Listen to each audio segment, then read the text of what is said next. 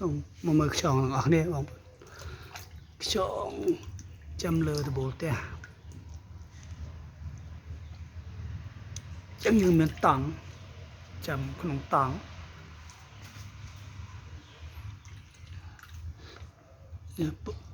buông ta chạp chân này đã ở tròn thì tròn miền thum miền tụt ngày bị ngay dựng lại chân này ở tròn mà đón thì tròn bốn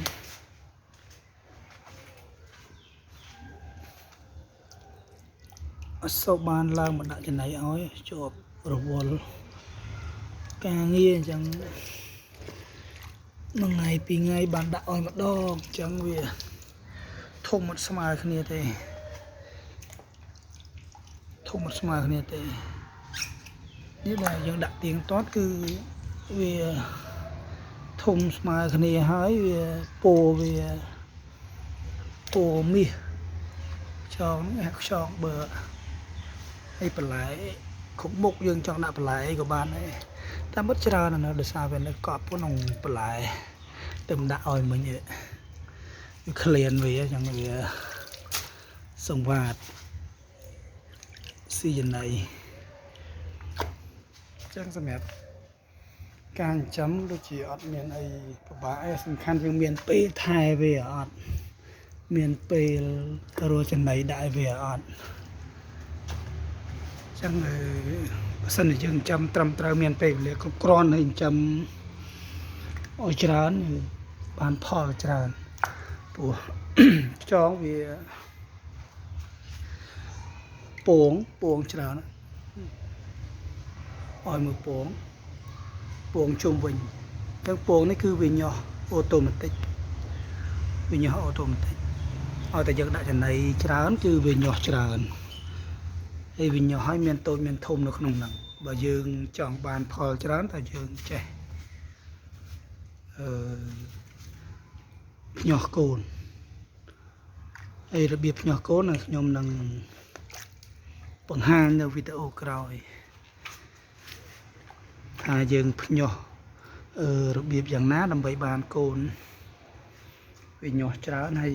បានផលច្រើនអញ្ចឹងវីដេអូនេះខ្ញុំគ្រាន់តែបង្ហាញពាក់ព័ន្ធជាមួយនឹងការដាក់ចំណីហើយចំណីវាមានបន្លែគ្រប់មុខអត់ប្រកាន់ទេចំណីបន្លែតន់ប្រភេទស្លឹកប្រភេទដើមទៅដល់ឲ្យតទន់គាត់ថាខ្យងវាអាចស៊ីទៅងាយស្រួលនឹងយើងអាចដាក់ចំណីបានហើយមានបន្លែគ្រប់មុខជាពិសេសងាយស្រួលណាស់ចំណីដែលវាចូលចិត្តហ្នឹងគឺសាឡាត់ដែរសាឡាត់ចឹងណាបងប្អូនសាឡាត់ចឹងចូលចិត្តដែរស្ពៃស្រួយស្ពៃក្តៅស្ពៃវាស៊ីទាំងអស់អញ្ចឹងបើសិនជាបងប្អូនវីដេអូនេះមានភាពងាយស្រួលក្នុងការចាំបងប្អូនចាប់ដើមចាំដែរទៅទីមួយវាល្អមើលពេលយើងសម្រាប់ពីការងារអីចឹងយើងតនេអបសុកផ្លែនអីចឹងយើងអាចឡើងមកមើលវាដាក់ចំណីឲ្យវាបានគ្រប់ពេលហើយបើបានផលទៅយើងទុកមើលបន្តពូជបន្តក៏បានយើងហូបខ្លះអីខ្លះចឹងក៏បានដែរអត់ប្រកាន់អីទេចឹងយើងមានតង់មួយអីយើងតក្រងឆ្អឹងជាទៅចូលចឹងមកហើយមានទឹកចេញទឹកចូលចឹងមកកាផ្លេចឹងមកយើងបង្ហូរទឹកពេលវាយូរថ្ងៃយើងបង្ហូរទឹកតាមនេះវាចេញហើយយើងបញ្ចូលទឹកវានេះវាយកទឹកយើងអាចដូរទឹកបានតាមចិត្តអញ្ចឹងយើងអត់ប្រកាន់ទេអញ្ចឹងយើងមានបាវ៉ានបិទបើកដាក់ទឹកថែមទឹកអីមកចប់ នេះយើងធ្វើអានេះដើម្បីសកូពាងមួយនេះសម្រាប់សកូពេលយើងចង់ភ្ញាស់កូននេះនៅក្នុងនេះក៏មានខ្យល់ដែរណាខ្យល់ធំនេះមេល្អធំមកនេះធំបាទធំមកនេះធំខ្លាំងហ្មងនេះធំមកអញ្ចឹង